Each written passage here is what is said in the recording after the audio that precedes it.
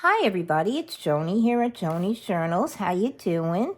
I promised I would come along and show you my take on the little mini journal for the tins that we made, oh gosh, last week. This is with the freebie from Tracy over at Tracy Fox Creative and Love Junk Journals on Etsy. It's a very simple little thing, but I just thought that I would come back and show you what I did. First, I wanted to show you another little version that I made.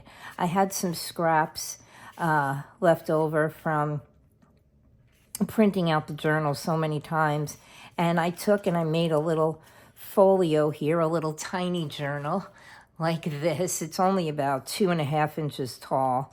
And then with the leftover scraps that I had, I made a little bit of a flip out journal as well. I had printed the journal on double-sided, and so I had the inside, and I had the little flip here, and I put a little string in so that I could tie it closed.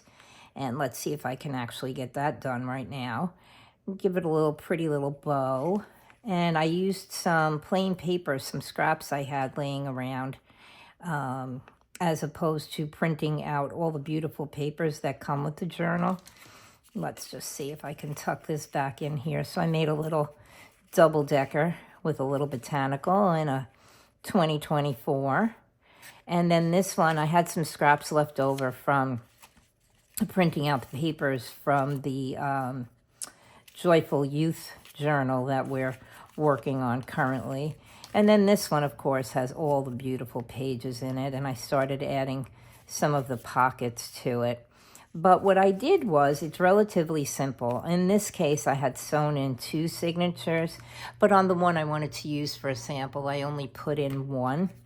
So what I did was I did print the journal out twice, and I just lined it very simply with the cutoff. I cut the journal apart so that it had 3 pieces, which was the front and the back. And I just very simply glued the leftover pieces, or the extra pieces rather, to the inside of the journal like this to kind of give it an inside instead of a plain paper. And then I just glued them, the extras. I did the opposites. I glued the front to the back and the back to the front. And I guess the part that is really mostly what we want to see is I did a hidden spine in a sense. And let's just get this glued in here. And on this one, I inked the center because although I was going to try and stencil it so that it wasn't so bright white, I just inked it a little. And then to create my hidden spine, I took the extra spine that was left over from the second journal, and I glued it to the outside like so. And you can see I matched it up with the front and the back, and just pushed down really hard, and there you have it.